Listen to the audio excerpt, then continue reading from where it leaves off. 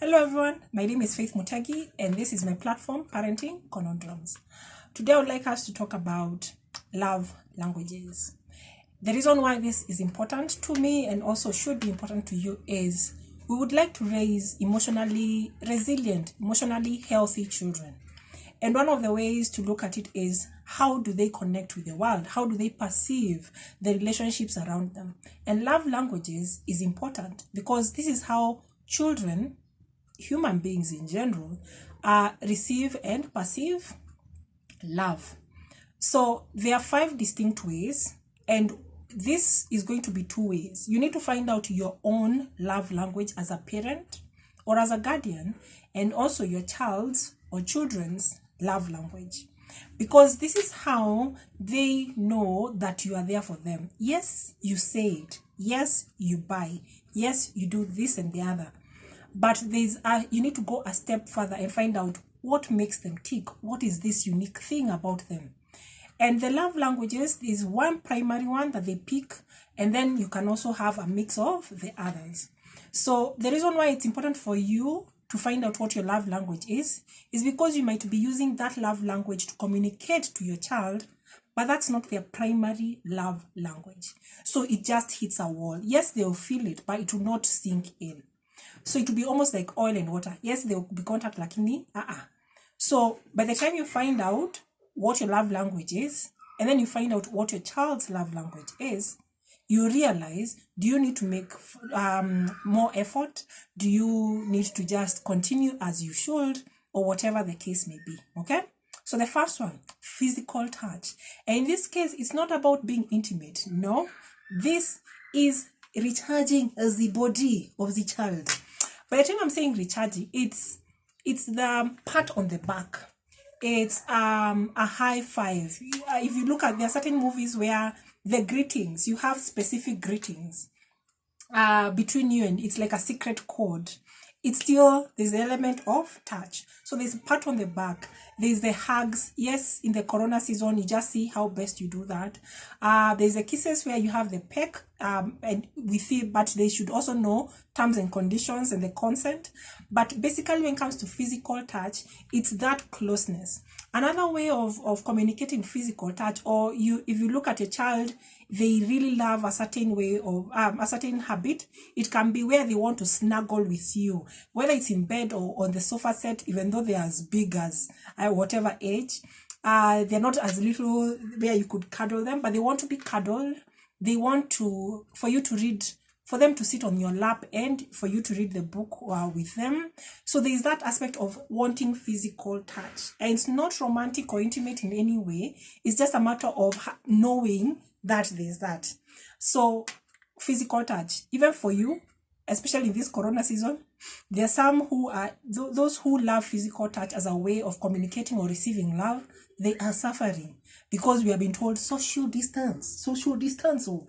So how do you do that? If you're not going to manage to hug, then let there be a pat on the back. Let there be that special handshake and the rest. So is that yours? Is that your child?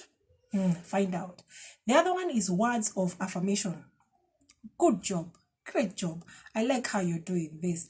Words of affirmation. Just reflect back to any of your role models or your teachers or someone of influence in your life who said something and it stuck with you. Hopefully a positive one, not the negative. There's a way your parent or even a teacher or a guardian or anyone in your life can say something and sticks with you, like your emotional tank, because that's what love languages are. You're filling your child's emotional tank, even yours, because you cannot give what you don't have. You cannot give what you don't have. Good. So by the time you have words of affirmation, there's a child who loves. Don't overdo it, because then there'll be another thing where they'll want to be told, good job for everything. But just look and find out, does the child really beam up, or do their faces light up, or do they even do more when they are told, good job, there's a clap? You're familiar with how there's some, like I know one of my nephews loves, you give them a clap after they have done something. So words of affirmation. You remember, just look back at maybe someone did say something and you stuck with it, and it has helped you during low times. So a child around you could be needing words of affirmation. Good. So physical touch, words of affirmation. The other one is gifts. Usually we overemphasize, and it's usually a marketing strategy whereby if I've given you a gift, nimekupenda yangu yote, I have loved you from the mountaintops to the valleys. But yes, a gift is good. And most of the times during birthdays, we think, yes, that is the main thing. So when it comes to the gifts, it's good. It's, I think, just varying them accordingly and always looking at it. Does it have to, it doesn't have to be material things. It can be an adventure. It can be an experience. So that's where the spa comes into place. But for the children now, it's what gift can you give them? That doesn't have to be material or money-wise.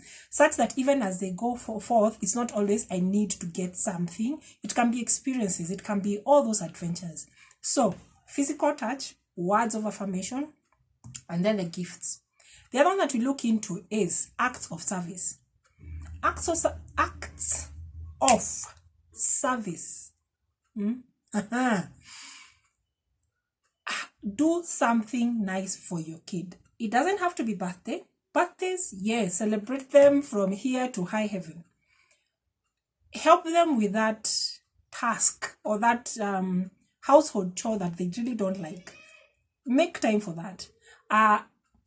Spoil them, make their favorite meal, go to errands with them, like basically anything to do with service. If it's them wanting you to just help them make the bed, there are times when they say, Mom, come and help me, Dad, come and help me.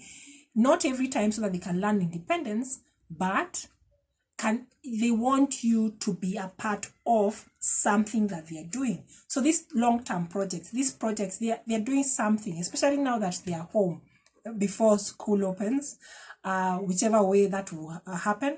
So acts of service is basically what are you doing together, which comes together with quality time. Quality time means uninterrupted time. The TV is off, or if you're watching TV, we are just watching TV. It's not you on the phone. Hopefully you'll watch the movie without snoozing as a parent. But the acts of service also comes together. I look at it, comes to the quality time. That's why I was saying they can overlap. So, can you schedule time?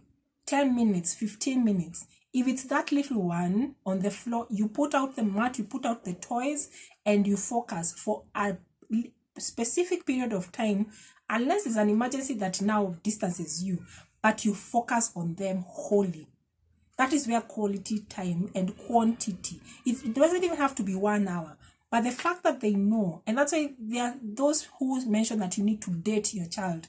I may not look at it at dating, but make time for your child, especially if you have more than one, whereby it's not always them looking for attention from you, it's me and you.